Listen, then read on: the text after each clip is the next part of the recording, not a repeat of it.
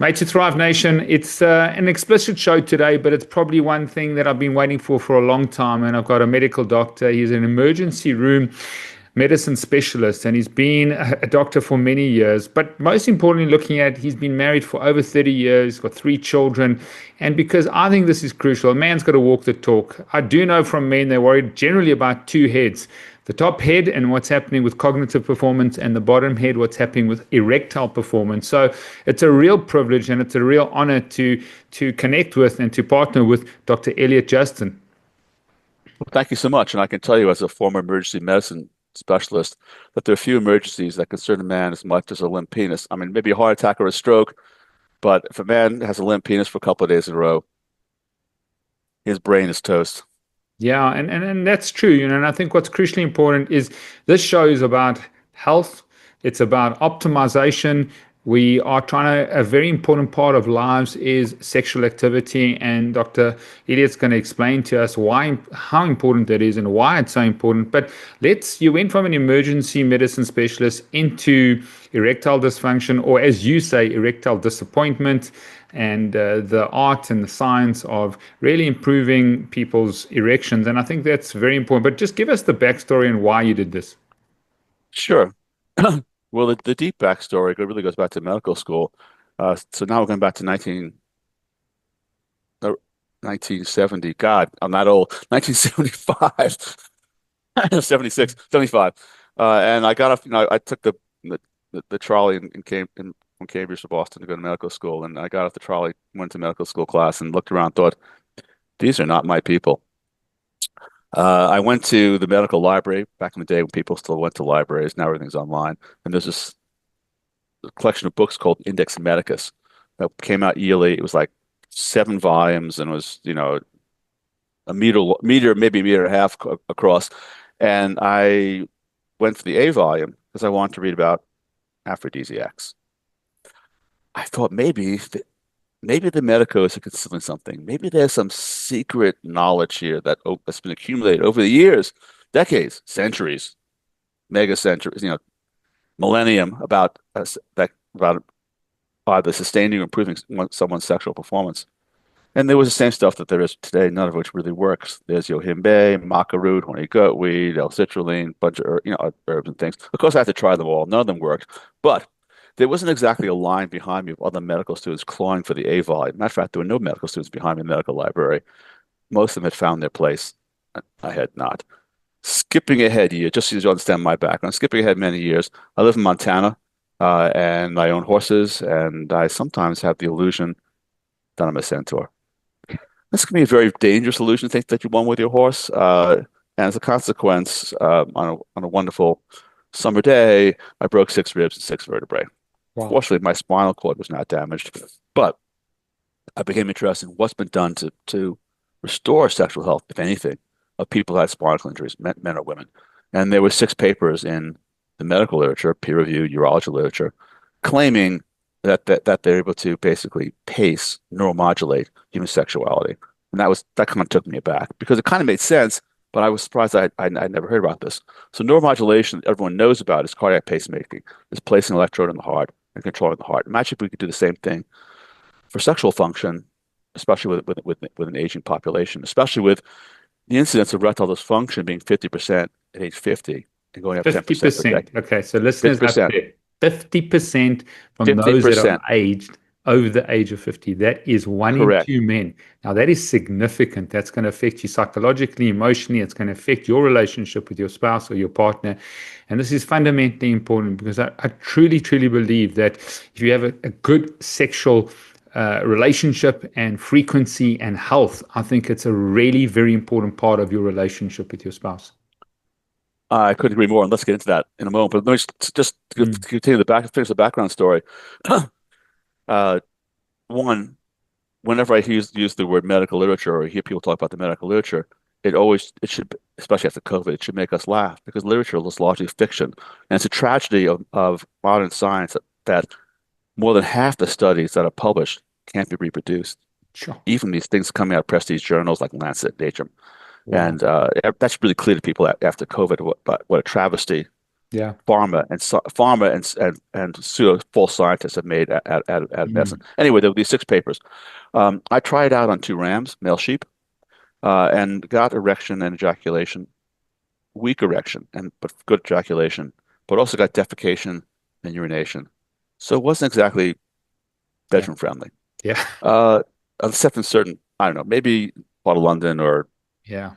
New York City or Sydney, but not really, but not bedroom friendly. That may be so. What one would ordinarily do in these circumstances is go out and raise 10, $15 million and then go down to Nigeria or, or Brazil and find 25 men with erectile dysfunction and do a study. I decided to do a study of one myself. I had a friend who's a urology surgeon to implant an electrode by my cavernous nerve, pudendal nerves, everyone's two favorite nerves that no one talks about, right above the pubic bone. I felt nothing.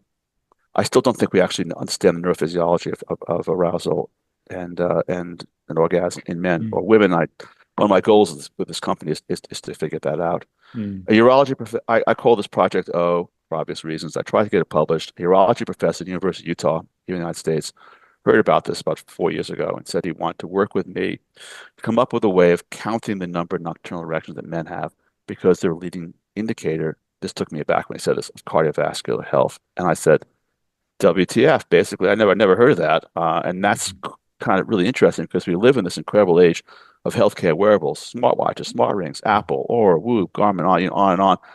And there's an obvious gap, and it's sex. And what do men care more about? What vital sign would be more motivating to a man than his sexual health? Certainly, I care more about it than some Mm. fluctuation in my blood pressure, or I gained a kilogram. So this doctor had been working on this device for like 8 or 9 years unsuccessfully. I had some fresh ideas about how to do it, and uh, I just want to emphasize, go back to the point that a leading indicator, because a leading indicator in medicine is predictive. In medicine, both naturopathic medicine and conventional medicine, we treat associations with good intentions largely, but we treat associations. So high blood pressure is associated with heart attack. It's not predictive though. If my blood pressure goes from, make it up, 130 over 80 to 150 over 90, it doesn't really tell me anything. Other than that maybe there's something going on to elevate my blood pressure, but it's not predicting anything. If um, and the same thing goes on with a lot of say the inflammatory Mm. markers that the biohackers track. Yeah, they're an alert, but they're not telling you anything specifically about predicting any particular event. But if a man's nocturnal erections go down by 50% and stay down, not just one isolated reading, that man has a 50% chance of having a heart attack in 2 years. Okay. And Just that repeat that because I is, think people need to hear that. That's a yeah. crucial stat.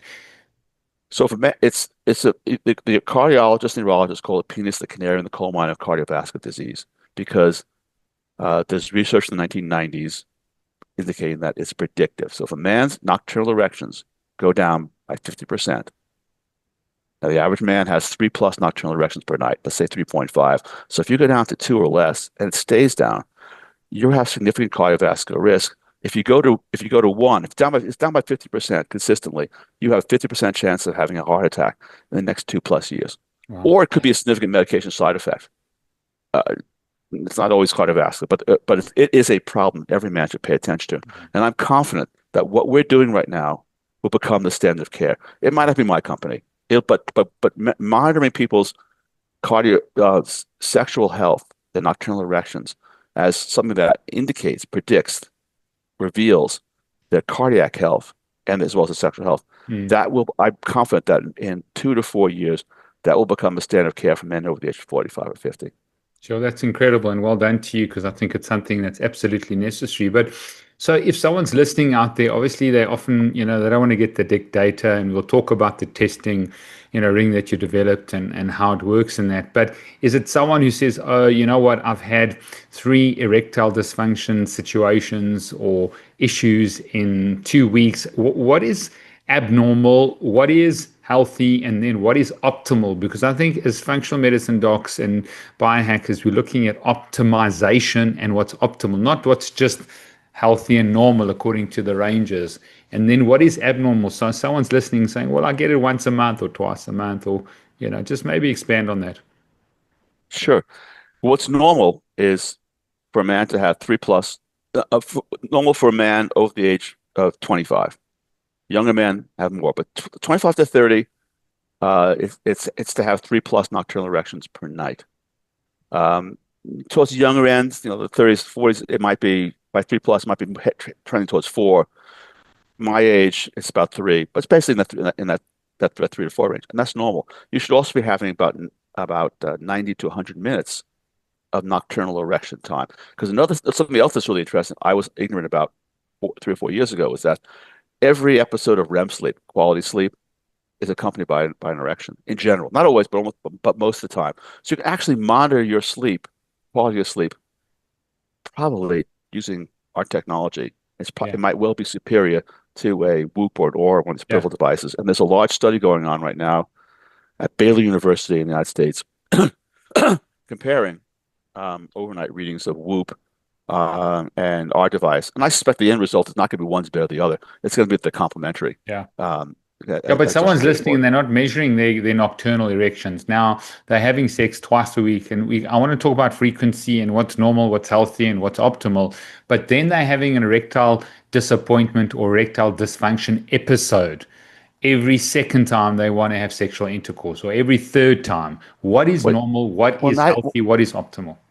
well, now you can figure it out. When we first came out with our device 2.5 years ago at the Consumer Electronics Show, our database had like 900 erections, of which probably 25 or 30% were mine. Now there are thousands, we have 85,000 erections. We have thousands of 85,000. users. Right. So whether, Steve, someone your age or someone my age, when you give, when you use our technology, your data is being compared to a lot of men. So we can tell you, are you above average, below average, et cetera.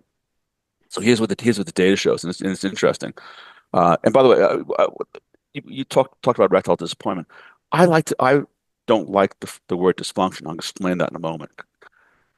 I like to think about erectile fitness. We're a fitness-oriented culture, and we're all on the road from fitness to dysfunction.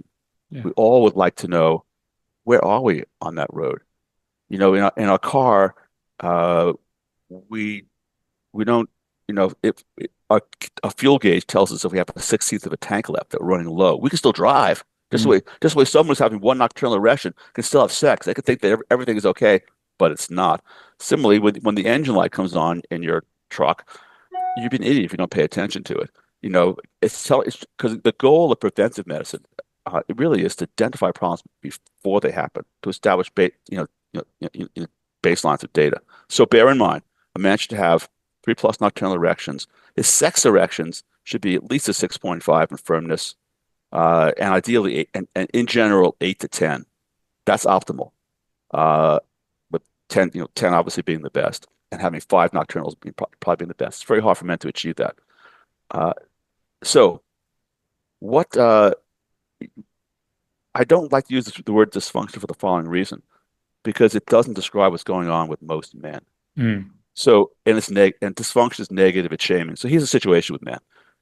Here's what the data shows. 10 to 12% of men struggle to get an erection or can't attain an erection at all. That's dysfunction.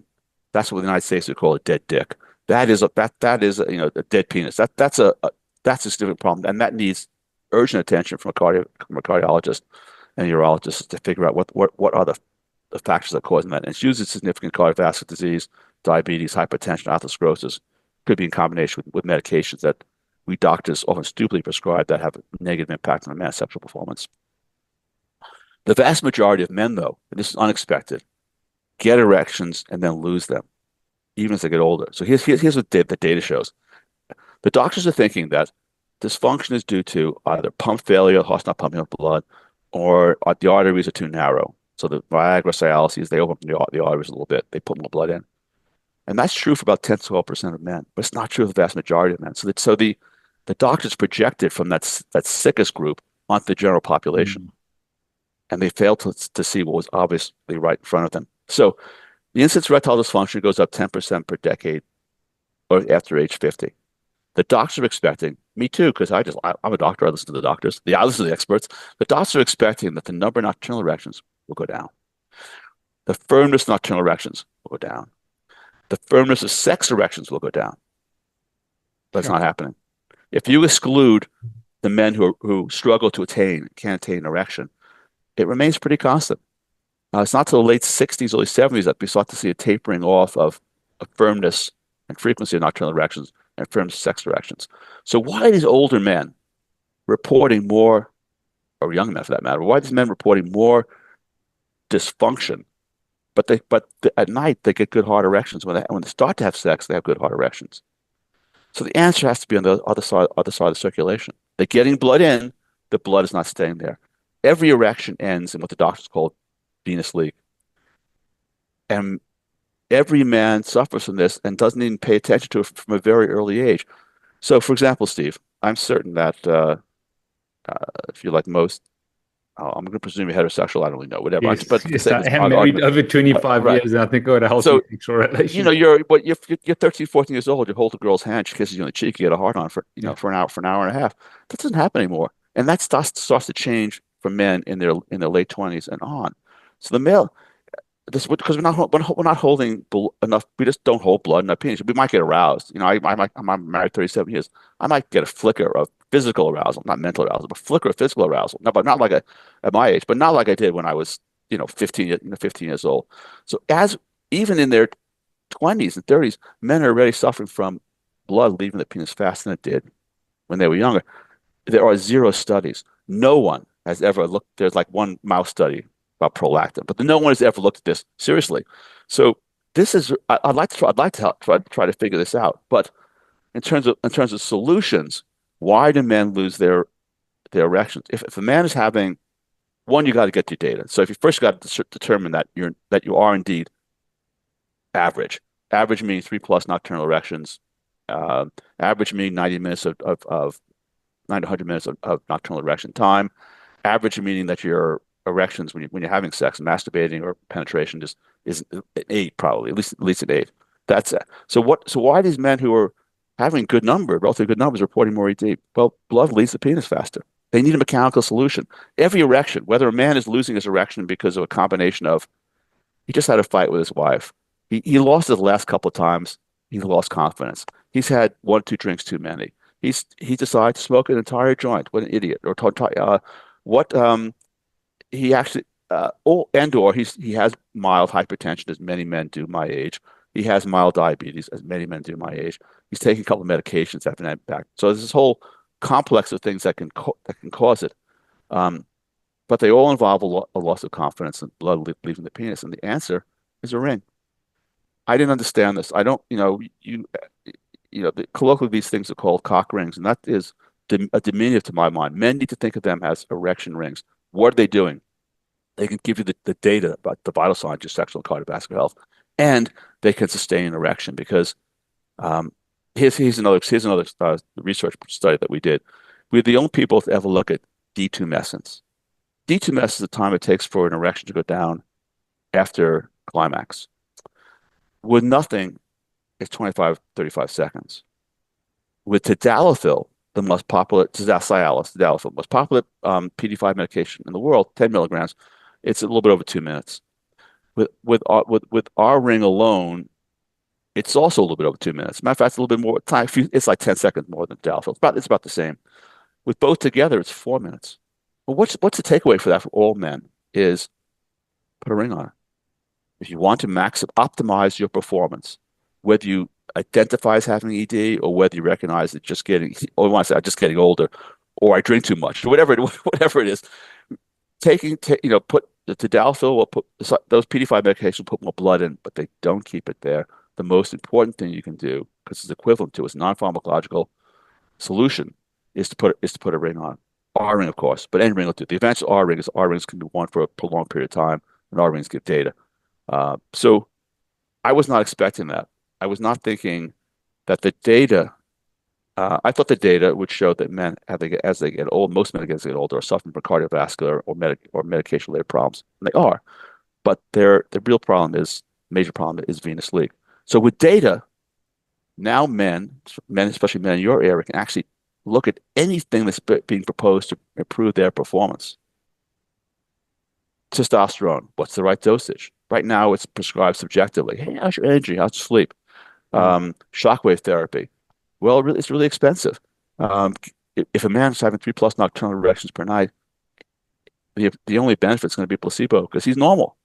Yeah. If he's having one or less nocturnal erections per night, his vascular disease is probably too far advanced to benefit. Hasn't been proven yet, but it's highly likely. If you fall in between, like one erection nocturnal and three nocturnal erections, you put and you consider shockwave therapy, it's likely to be beneficial because you do have likely have vascular disease, and Mm. that will benefit. And there's Botox, P shots, stem cells, supplements, on and on and on. That the biohackers like to say, if you can track it, you can hack it. But Yeah. they're doing a lot of hacking without tracking. And now we are giving that movement, the longevity movement, the biohacking movement, men in general, we're giving you a tool. What works for you? Because we are all an N of one. We are all different. And one mistake that, again, doctors make is aside from treating everyone, projecting the sickest the worst cause of ED in the general population, doctors also treat everyone as if they're one size fits all. Hey, Steve and Elliot, you're both men getting older. Yeah. You should take 5 milligrams of Cialis or take 10. What's the right dose? We don't treat blood pressure that way. We don't just throw around pills. But we're doing that in urology and sexology without data. So the biggest takeaway that I can take from this is it's mechanical, because if you can stop the venous leak and you change the mechanics, which is actually quite positive, because I thought it was more from a psychological, emotional perspective, but maybe that's got to do with the initial not even getting blood flow there. So we patients come in and say, Doc, you know what, listen, I can't even get an erection anymore. Things are really, really problematic. And so that has other implications. And you're saying that could be psychological, emotional, but mainly cardiovascular. Now, if a man gets a erection, then to stop it mechanically, the venous leak, You're right. you use the ring. Correct. But if a man can't get an erection, a man tells you that he doesn't get what we call morning wood or can't. Yeah. And by the way, one's not enough. But a man can't actually get an erection. That's the key question that doctors should be asking. Yeah. Is your problem that you can't get an erection or struggle to get an erection, or is your problem you get an erection and that you lose it? And there are, obviously there are mental factors that contribute to it. Yeah. I'll give you an anecdote, a personal anecdote, if you don't mind. When I first came up with a ring 2.5 years ago, February, Is this the performance material. ring or the testing ring? This was just the performance ring, the ring Yeah. without the technology. By the way, when I first came up with the ring with the technology, first tested that, and I saw that I had four nocturnal erections at night. I was 70 years old. It's like, oh my God, this is like having going to your doctor and getting an angiogram and having the doctor say, yeah, your heart's fine. It was such a relief to me. And I recently had a guy complain to me that he bought it. He was worried that he had a heart problem, but it was normal. But now he feels like he wasted $275. I, I was like, well, The I had to greatest laugh news. because The greatest right. news. Because I don't go to the doctor and when he tells me, "Hey, your cardiogram is normal," I think, "Oh, I Yeah. wasted my time." Yeah, Anyway, exactly. but this other anecdote which is about the confidence issue and relationship issue. My wife, it's like 2.5 years ago, February, and my wife and I making love, and she said in the middle of it, quite close to climax, both of us, "Oh, I left the garage door open. I live in Montana. It's snowing. It's really cold. I had to do something. I don't think there's a relationship in the world where the woman then jumps out of bed and says, I'll Yeah. get the I'll get the garage door. door. No, you get I the don't door. think, You get your ass out of the bed and right. get the door. I don't think that happens anywhere. Yeah. Anyway, so I closed the garage door and her rear car door was open. She must have been unloading groceries. And then I'm coming up the stairs and she asked me to fetch her some tequila. Now, at that point, I was a 70-year-old man, married 35 years, supposed 37 years. And my reaction would have been anger. You've killed my erection. Yeah. You've killed the night. I get your own damn tequila, blah, blah, Yeah. blah. Because I'm a guy. I would have lost my temper. I don't think that's toxic masculinity. I think it's actually normal, but Mm. it's important you apologize afterwards. Yeah. So I came up the stairs and she pointed to my erection and said, "You see, the garage door was real, but the tequila was a test. The ring works because I was erect still." And the point being that, and we then proceeded to have fun. The point being that a man who's not worried about losing his erection is not angry. He's confident. And what I hear regularly from customers and patients is the ring, the physical benefit of the ring on their confidence and their partner's confidence as well too, has Mm. changed the way in which they love. They make love longer with less of a rush to climax. Okay. So there are four factors, I think. I think number of nocturnal erections. The second is firmness, then duration. Then the last one is. Well, it's duration, firmness, and the number of nocturnal erections. Those are the Okay. factors that we're So looking those at are in the the three, elected. the most. Those are the three, correct? Yeah. Okay. So those are the three. Okay. So one would Well, start. well, well there's mechanical benefit of the ring itself Yes. because the ring will sustain erections, and that's profoundly valuable. Okay. So they could actually just get the testing ring and not the performance ring. You get the testing ring, you connect it to the app, you see what's going on, and then that would sustain. Yes. Yeah, the tech ring, it functions as an erection ring. I mean, it can be, it's easy on, easy off. It has a loop. It can be adjusted through the loop for Yeah. tightness or comfort. So it functions as quite well as an erection ring as Okay. well as giving data, but it's more Yeah. expensive. Okay.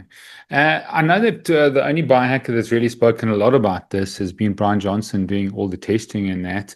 Is it, as you said, it's not well known. It's not well known with medical doctors, specialists, how important nocturnal, erections are. Where's the gap and why isn't it being more propagated as this canary in the coal mine? It's probably a lot more important than your cholesterol levels. It's probably Oh, maybe as definitely. important as your CAC scores. But it's just not being spoken about much. Yeah, well, because they're ignorant. So, that's the answer. I mean, I don't think that most doctors are aware that the penis is the canary coal mine, so to speak, cardiovascular disease. They don't know that men should be having three or four nocturnal erections per night. And until, I mean, Brian uses the Atom device, which is the only Mm, other device in the world that works overnight. The only advantage of our device over that one really is, well, two advantages that ours can be worn during sex. We measure performance during sex, and ours can actually is an erection ring. But his device is using the Atom, does count nocturnals and duration and firmness. okay. So the only two devices, unlike the Atom, we've really focused on, I think, really because of my background, we've focused on research. There are Mm, 7 published papers. We go to the American Urology Association conventions and the National Sexual Medicine conventions. The word is getting out about our device. There are, as I said, there research going on all over the world, frankly, about our device, correlating our device with cardiac risk factors, correlating our device with a CT calcium score, which is probably the best screening test, for heart disease. Um, Using our device to determine the benefit and proper dosing of testosterone. Using our device to monitor shockwave therapy. There's pretty much we do penis pumps produce sustained blood flow. Pretty much everything that is being recommended for men and supplements as well too is being challenged and potentially improved by utilizing our technology. But most doctors still don't know about what we're doing. okay. And how do you split test? I mean, what is the accuracy or precision? I mean, people don't really understand the difference between accuracy and precision. Precision being the error rate and the variance, and accuracy. Have you sort of double tested this, or how does this work? Yeah, well, there's a device called the Rigiscan. It's not actually used in the United States anymore because it's just fallen out of fashion. But the Rigiscan is regarded as the gold standard for testing this area. They're basically is used in the 1990s. Um, it's 2 loops. There's a loop that goes around the top of the shaft, one loop that goes around the base of the shaft, and then there's wires that go to a assessment box, if you will. It's you have to go to in general, you have to go to a sleep lab or stay overnight at a facility in order to utilize this Mm, device. It's uncomfortable as well. Um, but it is effective at monitoring nocturnal erection. So our device right now is a very large study is being compared to the readings from that device, and the readings are identical. wow. With additional benefit, our device can also be used during sex. So uh, it- uh, the sensitivity and specificity of the device are high. Specificity, which means there are very few false positives with the device. The sensitivity um, can be false negatives.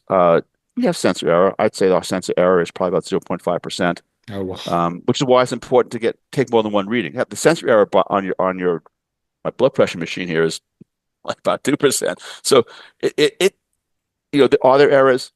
Sometimes yes, but people. Here, for example, sometimes the sensors fire when people put it on. They stretch it, they push up, they poke on the sensor, and one of the sensors fires, and you get a false positive erection. But when people use the app, Mm, they have an option to say that erection was not real. okay. So that addresses that, and we're adding 2 more sensors in version 2.0 of the device that we're going to come out with in December, January, and that's going to make it that's going to eliminate Mm, sensor variability because the sensor issue because We'll have yet another sensor looking at well, three sensors looking at the problem, and if one does not agree with the other two, that data will be thrown Okay. out. Brilliant. So you're iterating and you're moving forward, which is incredible. If someone's listening, they're probably looking at rather getting the testing ring because it serves like multifunction there rather than the performance ring. Is that right? That's correct. Okay. Brilliant. And then from a female perspective, are you working? I mean, my wife is an occupational therapist. She runs a lot of women's groups and that. Okay, maybe tell us about it because I think that would be. Sure. This is the plastic model of the critique. Um, we've tested this. So basically, the device should be more beneficial to women than it is to men. Why is that? Well, one, women take more medicine than men do. Women also pay more attention to sexual and their overall health, than men do. Postmenopausal women have all the same problems that men do with heart disease. They've lost their hormonal protection. But premenopausal women take hormones and SSRI antidepressants, in the developed world at least. Way out of all proportion to men. Men don't even take hormones in general. And these things have both birth control hormones and the SSRI antidepressants have a significant impact on the male and female libido and sexual performance. It's my hope that when women see how bad these things are impacting blood flow into the clitoris, Yeah. they'll say, "Why? No, this is either I'm not going to take these pills, or I'm going to cut the dose. I got to figure out what the right dosage is for me because I can't just take this one size fits all dosage. Can I get away with taking a Mm. lower dosage? I mean, in the United States, and elsewhere in the developed world, there are women who don't even know what their genuine natural sexuality is because they start taking birth control from such an early age. Jeez, it's crazy. Okay, so has that device come out and available for females now? It's not Or? available. We tested it on 45 plus women. And what does it do And exactly? Just maintains engorgement, stops the it venous does, leak. doesn't maintain. It doesn't maintain. Unlike the male device, it doesn't Yeah. maintain. It monitor. Well, one. This piece goes behind the pubic symphysis, the pubic bone, and that measures pubic just muscle contractions of arousal and orgasm. But I'm less interested in that. That's been done before. I'm interested in giving women a device to monitor engorgement at the base of the glands, the clitoris. Because of that information, women can then see the impact of obesity, lack of exercise, diet, smoking, Yeah. alcohol, hypertension, recreational drugs, relationships, medications upon their sexual health. And that will revolutionize gynecology and sexology of women, just the way our device is transforming things for men. Because right now, almost all recommendations are based upon influencer recommendations, often good, well-intentioned, but sometimes often just money-driven conjectures about what should work, Mm. hypotheticals. This makes it, our technology makes things objective. And I recognize that sex has a profound subjective emotional component. I'm Mm. not focused on that to any great degree. I want to help people with what's objective. The emotional part, that's Sure. hard. They've got to deal with that later on. But you said something really earlier that was really important. I want to swing back to. You talked about the importance of frequency. It is use it or lose it when it comes to sexual health, and people need to understand this, both men and women. Uh, yes, it's good. It's important to be in good cardiovascular health. I don't think anyone the takeaway from what we're about to say should be, hey, keep on smoking, keep on eating processed Mm. foods, don't exercise. But the critical muscles involved in the health of the penis and the clitoris are smooth muscles. You can't work them out in the gym. But you can only work them by having orgasms. And here's some of the studies. I mean, we doctors should be prescribing orgasms to people if we're really going to help people. Um, we know in women, the big study, women aged 35 to 45, showing that I think it was a 45 60-day study showing that they had an orgasm every day.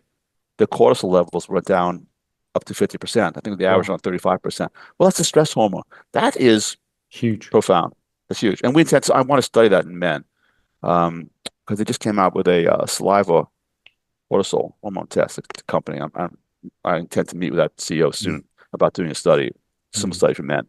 We know that big study out of the UK, men over the age of 70 uh, who had sex twice a week as opposed to men who weren't having sex at all, as I recall, once or twice a month. twice a week, they decrease their risk of sudden cardiac death by 50% over the next 10 years. 50. 50. That's an enormous Wow, number. Now, that's massive. if it was 10%, it'd be worth it. The if and we know it's well established that couples that have sex 3 times a week versus couples that have sex 2 or less times a month have half the divorce rate. Well, think about the impact of divorce both on people who are getting divorced in terms of their mental health, their heart health, it's et cetera, but also the impact upon their children. We know that we know. People don't. It's difficult. I recognize that single parenting is hard and it can be successful, but it's pretty well established that that if people stay together, the kids are more likely to graduate high school, not do drugs, not do alcohol, have a higher income, et cetera, et cetera. And I'd love to have President Trump come out and say, here's something that I want Americans to do that won't cost the taxpayer anything. I'd like you all, if you're try to have Mm. sex at least 2 or 3 times a week. Yeah. No, that's You're- brilliant. Now, my and I've son spoken to, does, yeah, go ahead. sorry, I'll let you comment again, but my son does a lot of work with the Gen Z generation. There's a lot of stats from Prof. Galloway. What's happening is, the young teenagers don't want to have sex anymore. They're into porn. Just give us maybe a picture and overview what's happening with the younger generation and just your view on pornography and how it impacts erectile health. Well, I don't take care of anyone that young. And I am but I have my panels which porn addiction comes up regularly, and I have a few concerns. One, uh, again, I think what's going on. I think that social media is toxic. I'll just say up front, I think social media is toxic, not just for young people, but even people my age. It gives them unreal expectations. It affects their confidence. Uh, but there's addiction, and then there's just uh, the behavior of men.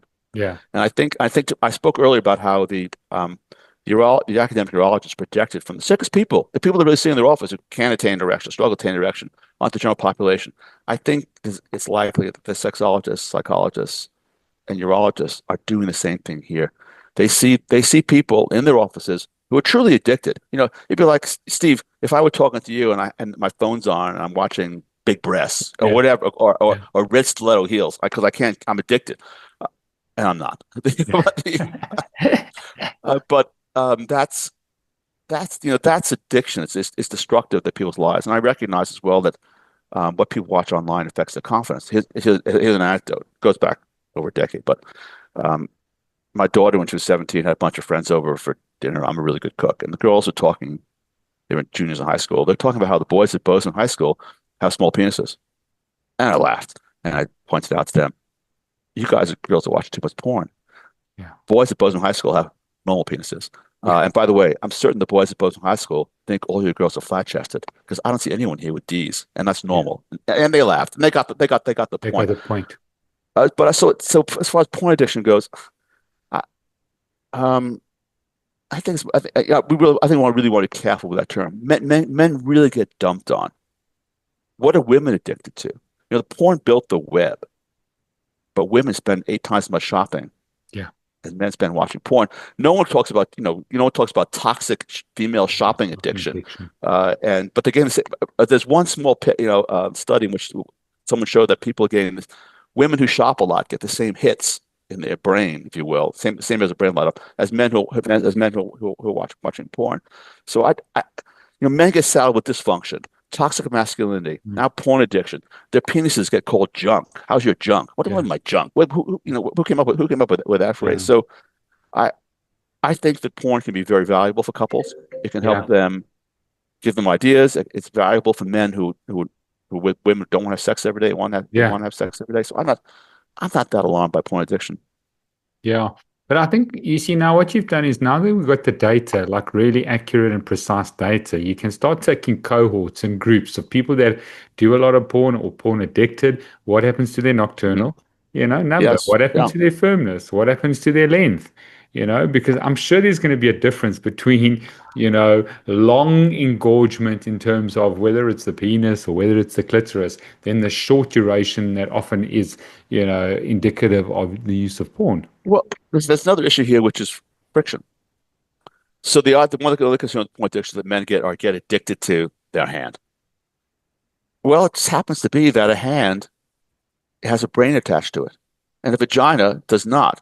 And we don't for women make penetrative sex the be all and end all of their sexual experience. But there seems to be this push right now by urologists and sexologists to once again to make penetrative sex the be all and end all for men. Now, back in the 70s or 80s, I guess when you were like in what diapers, probably, Steve, um, there was this concern about vibrator addiction, vibrator dependency for women. And now no one talks about that. If a guy uh, tells his wife or girlfriend, "I don't want you using a vibrator," she look at him like, "You want to get divorced?"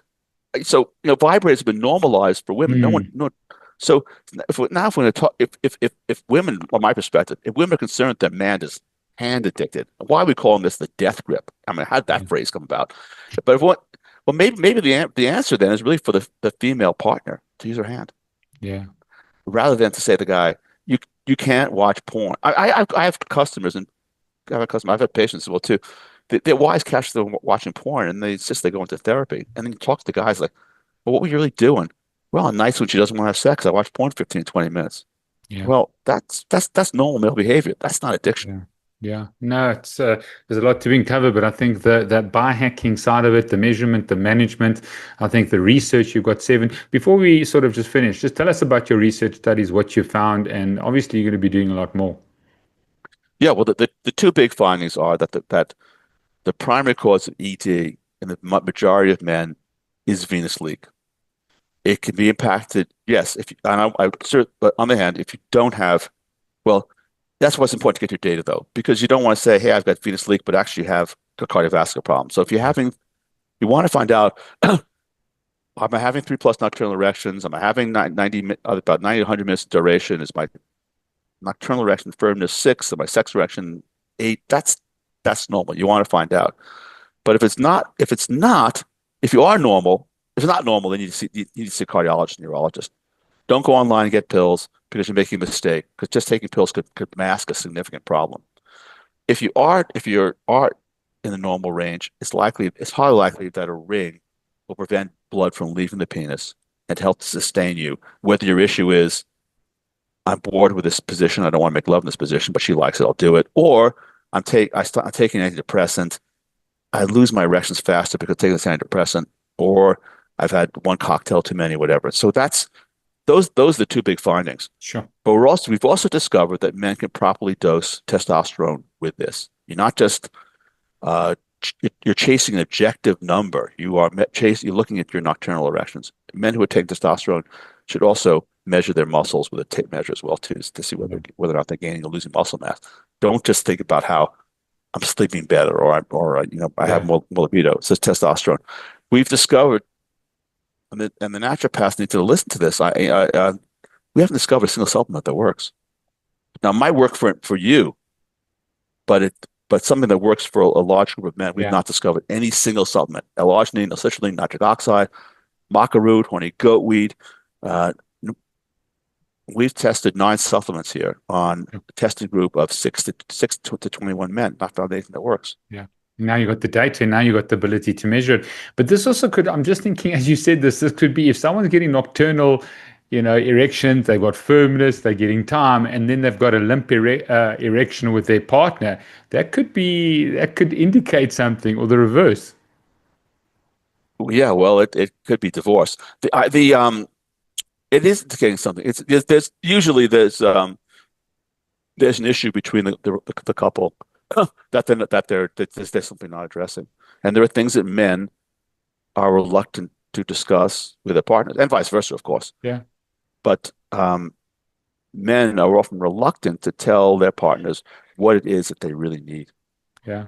Less that because and that gets back into this um, focus on penetrative sex, Mm. and because it isn't often. I mean, from my talking now to older couples, I couples like you and your wife, Steve, or my wife and I, penetrative sex is not the end all be all of what they're doing. And Yeah. it's not usually how either partner climax. It's something that people want to do as part of their sexual play.